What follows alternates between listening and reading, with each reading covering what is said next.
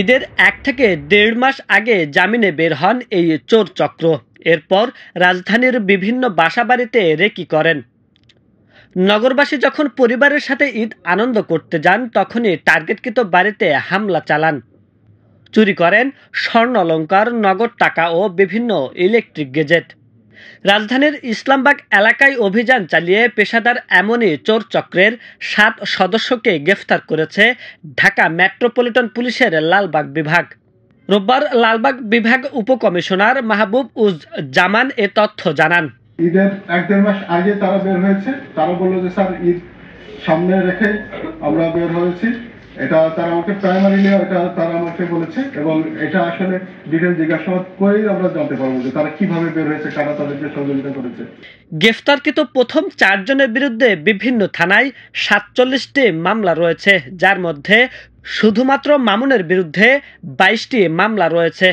যে 2 নম্বর শেখ মামুন, আর তার বিরুদ্ধে তার নামে শুধু 22টা মামলা আছে। এটা হাসিনা বেগম, উনি হচ্ছে মামুনের মা। তার কাছ থেকে মূলত এই যে চোরাই পণ্যগুলো সমস্ত কিছু তারা চুরি করে ওখানে তার কাছে জমা রাখে। ওনার কাছ থেকে আমরা এগুলো উদ্ধার করেছি। হ্যাপিজে তার বাসায় বসে চুরি পরিকল্পনাগুলো করা হয়। সে ইয়াবা আসক্ত। মূলত তার চুরি করার পরে তাদের একটা নিরাপদ হাইড আউট দরকার হয় কিছুদিন গা ঢাকা দেওয়ার জন্য। হ্যাপির বাসাটাকে তারা হাইড আউট হিসেবে ব্যবহার করে, এবং তার বাসায় বসে এই যে চুরির যে পরিকল্পনাটা বিভিন্ন জায়গায় রেখে করে কোন বাসাটা তারা টার্গেট করবে সেটা ফিক্স করে। প্রথমে তারা ঈদকে টার্গেট করে জামিনে বের হয়ে জামিলা খাতুন হ্যাপির বাসায় চোরচক্র গোপন আস্তানায় চুরি করার প্ল্যান করেন। লালবাগ বিভাগের উপকমিশনার আরও জানান, গত 9 এপ্রিল রাজধানীর পূর্ব ইসলামবাগের বাসিন্দা মোহাম্মদ হাফিজুল ইসলাম পরিবার নিয়ে ঈদ উদযাপন করতে গ্রামে যান। ঈদ শেষে 12 এপ্রিল এসে দেখেন বাসার মূল গেটের লক ভাঙা।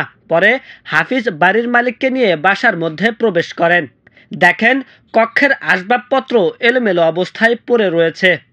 তিনি নিজের বেডরুমে গিয়ে দেখেন স্টিলের আলমারি ভেঙে 1,10,000 টাকা, স্বর্ণ অলংকার, $400, একটি স্মার্টফোন চুরি হয়েছে। পরে হাফিজুর বাদী হয়ে চকবাজার থানায় একটি মামলা দায়ের করেন। পরে বাসার সিসি ক্যামেরা ফুটেজ বিশ্লেষণ করে চোরদের শনাক্ত করে গ্রেফতার করা হয়। আব্দুল হামিদ, আমার সংবাদ, ঢাকা।